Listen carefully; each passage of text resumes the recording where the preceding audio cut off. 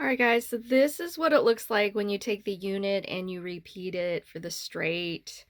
So my yellow square in the center is the original, and then I just scanned it, and then I printed it out 8 times, and I just wanted to show you that it really does repeat. Now you would, in Photoshop, repair any of these seams that you see that are occurring and make sure things line up properly so that it repeats seamlessly. All right, thanks. All right, everybody, I'm going to show you how to do a straight repeat using a traditional technique of using Post-its and a Sharpie marker. Okay, so I need 4 Post-its, so I'm just going to grab 4. These are 3x3s. You can get them at any, office supply, your Walmart, wherever. Okay, so there's my 4 Post-it notes, okay? All right, I'm going to mark these and I number them 1, 2, 3, and 4, okay? So I'm just gonna put it 1, 2, 3, 4. This way you know which one is which, okay? So we're gonna make 1 unit, okay? So when we talk about a unit, I'm talking about the one block that repeats over and over again in a pattern. I'm very fortunate. I have this lovely mat right here, so I can just line this up. If you don't have a mat, that's okay. You can just make them, place them side by side so that they touch.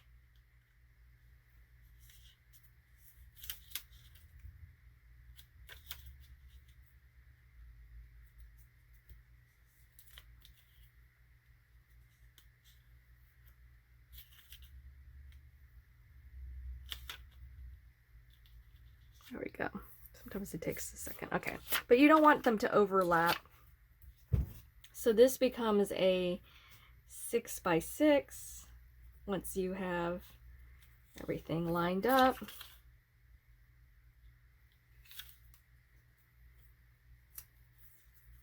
So this would be, eventually you could take this and scan this in the computer, and then you could actually go ahead and use the Photoshop pattern preview and then repeat it that way. Okay, so I'm going to do the theme of candy. So I'm going to go ahead in the center of my actual unit, and I'm just gonna put a piece of candy here. I'm gonna do a food theme.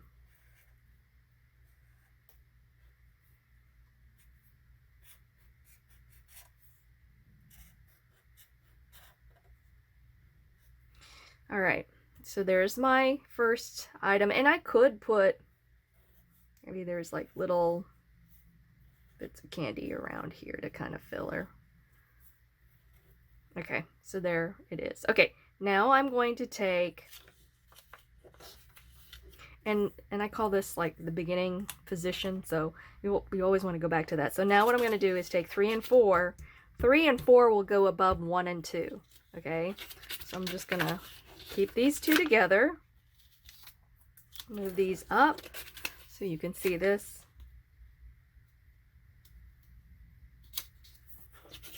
And I keep them side by side. Line them back up, go back to the position.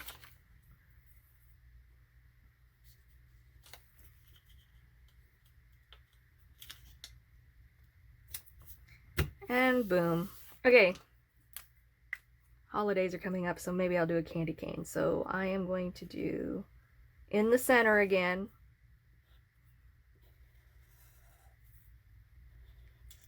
Oops.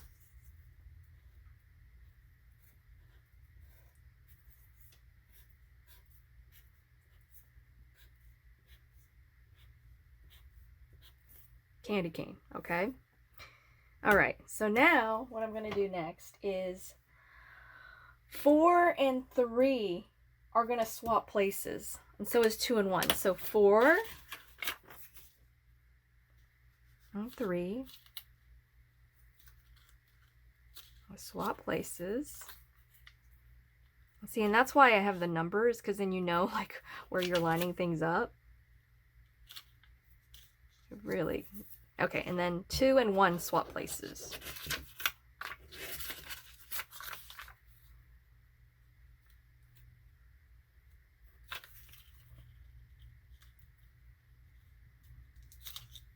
Okay, So I think this is really helpful because then you can kind of see how this repeat, because it makes a little bit more sense. Another piece of candy.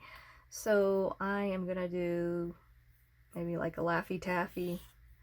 Those kind of wider.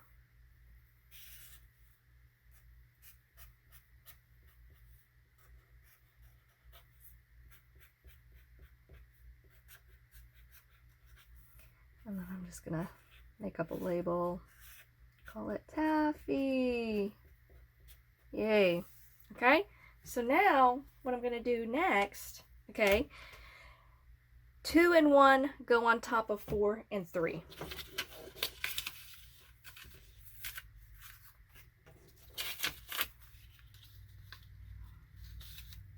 So 2 and 1.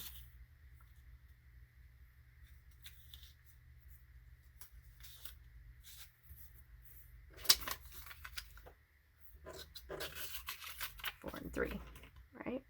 Yes. 4 and 3. See, now you've got those empty spots right here. Here's another empty hole. Another piece of candy. I'm just gonna do like a sucker. A big.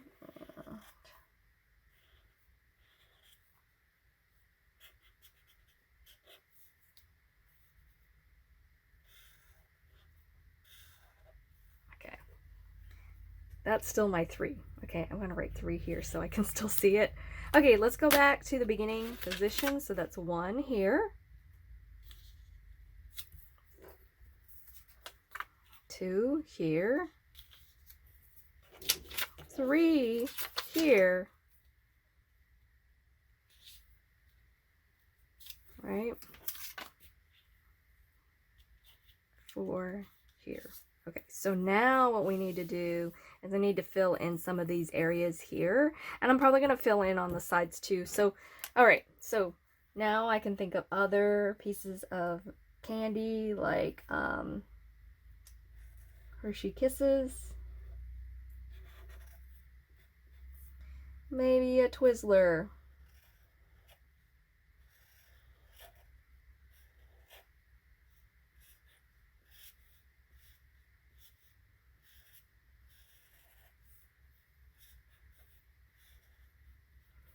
Maybe a candy bar.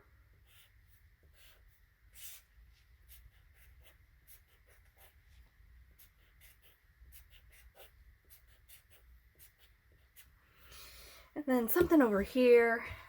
Trying to think of maybe some packaged little Lifesaver. Okay, I still have some spots here that I could fill. So this is where you can go back and you can say 3 and 4 can go back to the top and see, you can see where things need to go. So all I have to do is say, okay, 3 and 4 are going to go atop here because that creates that section. I'm going to line it up. And so I could cross over here. And so I could have jelly beans.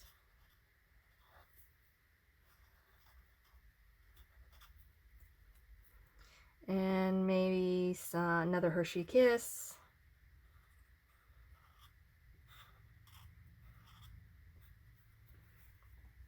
All right, and then I have a hole right here. So this is where I could go back to, let's see here.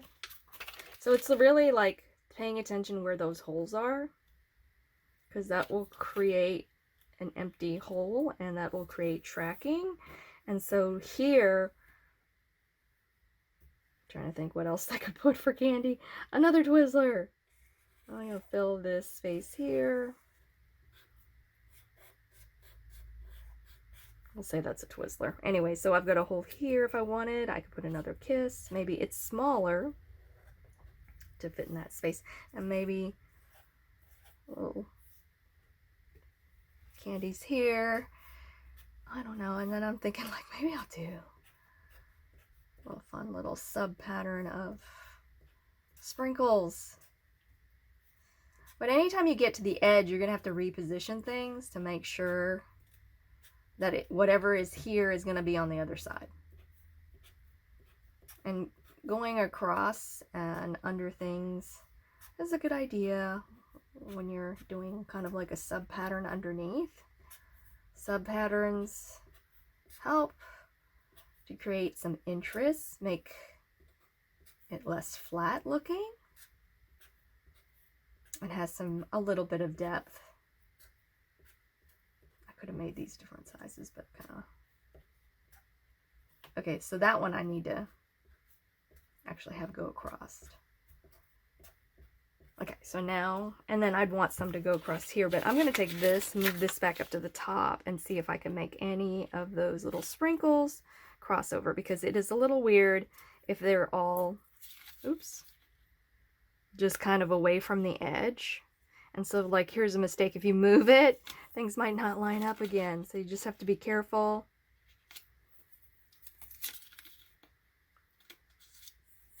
And so it's that crossover that makes it look like it's a little bit more seamless. All right, and then I probably want to have that. See, I don't have any sprinkles crossing over that, and I want to make sure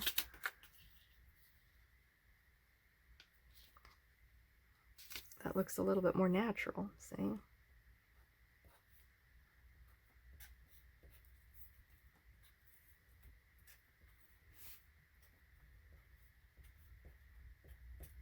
All right. So then, let's go back to the first position.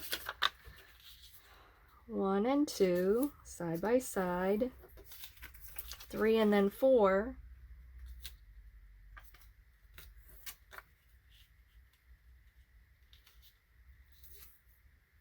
And now you have one unit that will repeat. So if you scan this in, and then you go ahead and you use this, you copy and paste it in Photoshop, side by side, down and above, all the way around, you will get a repeat straight ahead pattern. Okay, so but this really helps, because then you kind of understand like how things are reflected, how things correspond from one side to the other. So I think it's really helpful if you do it in a traditional way, just to get you comfortable if you're new to patterns.